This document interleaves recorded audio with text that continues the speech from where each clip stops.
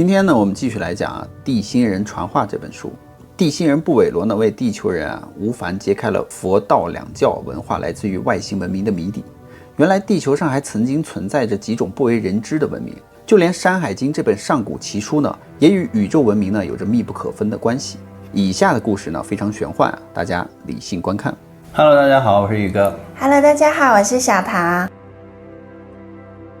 那么地心人布韦罗告诉吴凡呢，佛道两教的文化是来自于多元宇宙文明，这让姬吴凡大跌眼镜，因为在他的心目中呢，道教是土生土长发展出来的呀，而佛教呢是从古印度传过来的呀。他就认为呢，佛道两家呢顶多是有渊源，但没有想到是来自于多元宇宙啊。而地心人布韦罗的话呢，就让他多年的内心坚守发生了改变。布韦罗似乎毫不惊讶他的吃惊，于是就解释到说多元宇宙的道教文明呢，是一种跟我们宇宙发展不一样的高级文明。他们来到我们的宇宙呢，当时只是为了探索新的空间和世界，没有掠夺，没有霸占、控制和传教的想法。他们喜欢清静无为、顺其自然的文明精神，也愿意呢跟银河系的很多文明交流心得和科技。探索完呢就离开了，没有被针对过。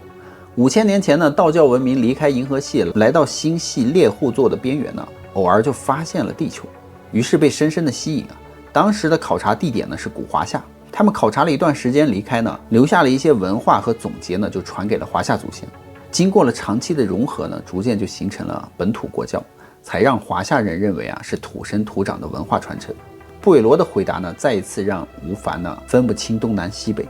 他说呢，道教文明就是修仙或者是修真文明吗？来的都是一群神仙吗？他们离开的时候留下了什么呢？佛教的由来也能大概说说吗？地心人布韦罗就说修真、修仙、神仙都不是，跟道教文明没有任何的关系。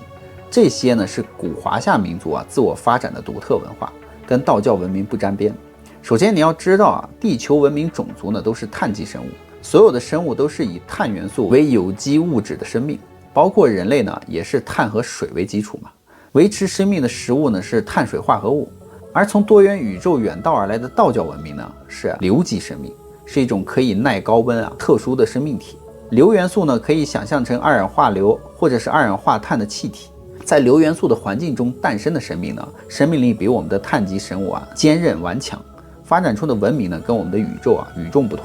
他们的信仰是探索新世界，研究新事物。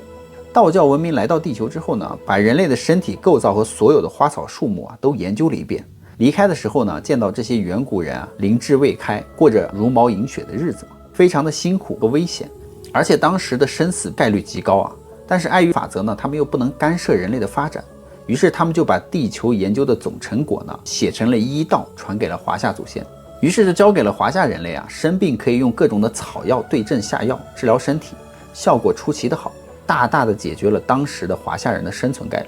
由于道教遗留不影响华夏人的发展呢，范围只是古华夏而非全世界嘛。经过历史的流逝呢，很多东西都在改变，所以呢，古华夏人类就把当年的道教文明演化成了神仙神话，分支出了很多传说，形成了一种土生土长的独特本地文化。除此之外呢，医道呢也经过了一代代的传承形成了中医，把当年的道教文明选中的传播草药的第一批远古祖先呢，尊称为炎帝神农。当年的医道文化呢，是全科理疗，覆盖了人体的整个身体。中医里的阴阳五行辅学奇经八脉、12经络、针灸点穴、天时地利、天人合一呢，诸多理论这些医道文化呢，岂是远古人类能够发现的呢？别说是远古了，就是现代的医疗科技呢，对很多中医的文化手段呢，都是难以理解的。一些医疗的机械呢，都无法医治的疾病中医居然可以解决。只是中医文化呢传到了近代损失了很多精华，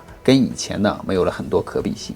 吴凡听到这里津津有味，没有想到道教文明神农炎帝中医这些传说中都有来历，太不可思议了。难怪我们中医博大精深，很多大医院的高级医生呢，或者是专家治不了的病呢，能够被中医根治，居然是从多元宇宙的高级文明传承下来的。而布韦罗继续说到佛教文化呢是人类后来的教法，按照人类口齿的发音呢是佛陀文明，这是另一个来自于多元宇宙的客人了。他比道教文明早来地球1000年，也就是地球的6000年前呢，佛陀文明和道教文明呢没有任何关系，只是在文化的演变中呢融为了一体。而佛陀高级文明呢，是一种碳基、硫基元素三者合体的一种生命。他们探索多元宇宙出现的第一个空间就在银河系。身为高级文明的佛陀文明呢，适应宇宙的规律法则之后呢，感应到星系中心有一个超级文明，于是他就被吸引过来了。由于银河系的超级文明历史悠久，传承无数的科技和史诗嘛，见多识广，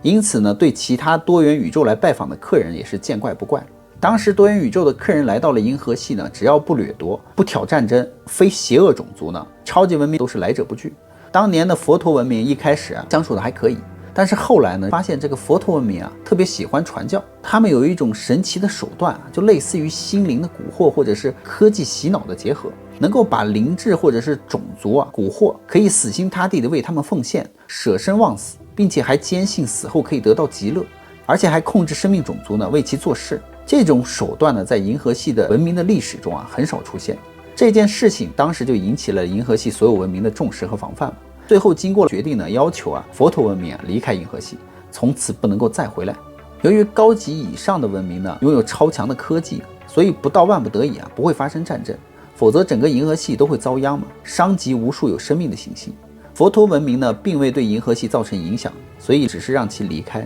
也就是在地球日的6000年前了。当时佛陀文明离开的路线呢，恰好也是在太阳系的必经之路上，他们就发现了地球。当时的太阳系呢，尤其是地球很热闹，很有趣。地球的生态物种齐全在荒凉的星系边缘呢，还很亮眼，很容易就吸引到各个外星文明。同样，当时就吸引到了佛陀文明来考察。当年的佛陀文明呢，被银河系的超级文明赶出来只能悄无声息的来考察地球。他们降临的地方呢，就是中国西藏的地域了。这个高级文明一边暗中观察和研究呢，一边就影响着当时的远古人，同时把他们的文化就传给了当地人。时间一长呢，在当地就形成了一种象雄文化。传统的总部呢，就在当年的冈仁波齐峰，被当地人封为了圣地。只是随着当年象雄文化的扩张呢，被地球上的其他文明发现经过了几次交手之后都被打退。无奈之下呢，就将这件事情汇报给了银河系的总部。总部呢就派遣执法队赶来总算就把佛陀文明的种族全部都赶走了，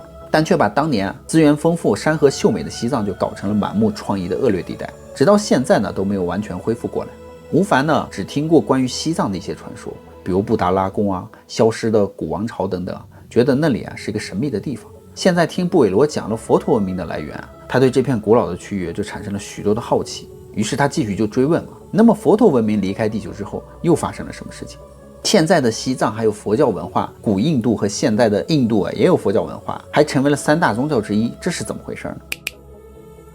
佛陀高级文明离开之后呢，联盟就把佛陀留下的这个遗产就带回去研究，让地球上的初级文明眼馋，但无可奈何。不过地球上的所有的文明种族就发现佛陀文明虽然离开呢，但是在西藏的地域曾经被统治过的信徒仍然就保持着佛陀文明的思想。即便是以初级文明的科技呢，都不能够让这些信徒恢复到原来的思想。如果强行的恢复呢，只能删除或者是改变记忆。那这种情况就引起了很多初级文明的兴趣，纷纷就带走这些民众去研究。有的初级文明甚至把一个国家的所有人都带走，希望能够研究出来点东西。而初级文明研究高级文明不管是技术、理论、想法，都获益良多嘛，并没有对所有的信徒赶尽杀绝。同时呢，地球的所有初级文明都决定留下佛陀文明的总部冈仁波齐峰，可以随时呢研究，任何的文明不得破坏。这也是西藏冈仁波齐峰至今都蒙着神秘面纱的原因。而在西藏地域呢，地底的几十万米深处隐藏着一支古老的终极文明。这个终极文明呢，叫做巴利会文明，也是当今西藏香巴拉的一个原型。那巴利会文明是来自于银河系的中环，在很久之前得罪了银河系内环的一个高级文明呢，被打压排挤到了银河系的边缘，只好就选中了地球的西藏，去到了地底的深处，就不出来了。而地球上的所有初级文明得知后呢，想攀关系，但他们都置之不理。其中有一个叫塔尔的初级文明来自于太阳系之外的木夫座，见到巴利会文明不合群，就挑衅人家，甚至还想窃取人家的科技。结果呢，被巴利会文明轻而易举的就歼灭了。当时飞碟的残骸还散落西藏，地球上的其他初级文明只敢看不敢言。万年过去了，人类找到了一些当初塔尔文明的残骸，只是全部都石化变成了石盘了，难以考证是什么时期留下的东西。布韦罗就十分耐心没有丝毫的不耐烦。看基乌凡听得入神呢，接着就往下讲。他说来到地球的这个巴利会种族啊，是地球唯一的终极文明，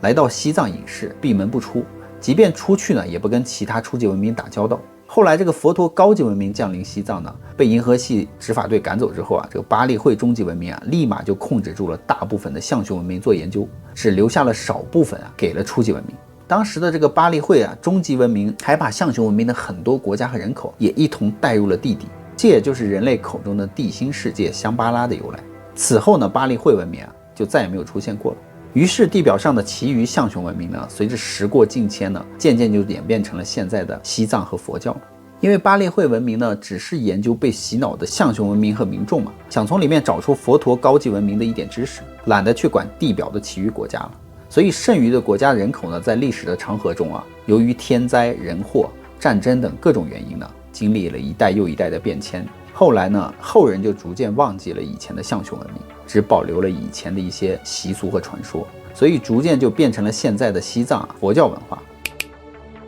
至于古印度文明啊，是当初佛陀文明离开后，有个叫做博特萨哈的初级文明呢，对方是来自于太阳系之外的长蛇座的某一颗行星，形象呢像人，但是呢长着4只飞蛾的翅膀，也被人类发现过，后来被称为天鹅人。博特萨哈文明就带走了象雄文明中的一个小孤儿离开，去他们的领地研究，就是以前的古印度地域了。博特萨哈文明同样呢，只是研究被洗脑的信徒，让他们顺其自然的发展。后来呀，逐渐的就演变出了印度河文化、哈拉帕文化、孔雀王朝、莫卧儿王朝等等文化和国家。随后呢，古印度的文明的史诗里呢，后来就出现了一个天竺国，这个国家诞生了一个喜欢总结创新的王子啊，他叫释迦摩尼。他把当时以前散乱的佛文化全部都总结创新出了自己的独特文化，深受世人的信仰，逐渐就传播全世界，后来就被尊称为佛祖。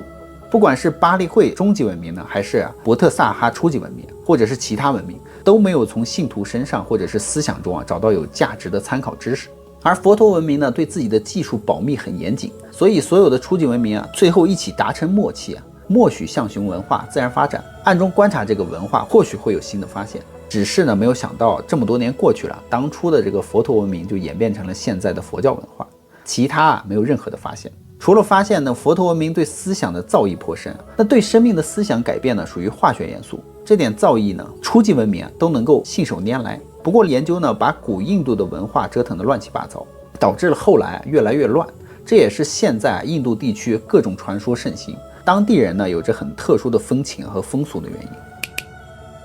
说到这儿呢，吴凡就觉得脑中被塞得满满当当的，这些知识实在是超出了他的想象。于是呢，他就起身想活动活动。布韦罗就带着吴凡来到了金属墙壁的一片玻璃入口，里面是一个花花草草鸟语花香，宛如世外桃源的地方。再往里走呢，吴凡就差点惊掉下巴。里面的空间广阔，不但有山有水，还有传说中的龙、麒麟、凤凰、狮鹫等传说中的物种。所有的神物比书籍电影中看到的还要凶猛神峻，他们都相安无事地待在一起。吴凡就问道，这些都是古书中记载的生物居然也会在现实中存在吗？而且这些生物都是在地表生活，怎么会出现在这里呢？布韦罗就说这里基本就是在地底深处5万米扩建的，所以人类不可能发现这里。而这个空间呢，是用万能能量场的物理技术创造的。从古至今呢，随着人类人口的数量逐渐繁多呢，文明变得强大，严重的就威胁到了这些生物的生存。有些古生物甚至被人类吃的灭绝了，于是就把它们收集起来，可以研究和延续它们的种族繁衍。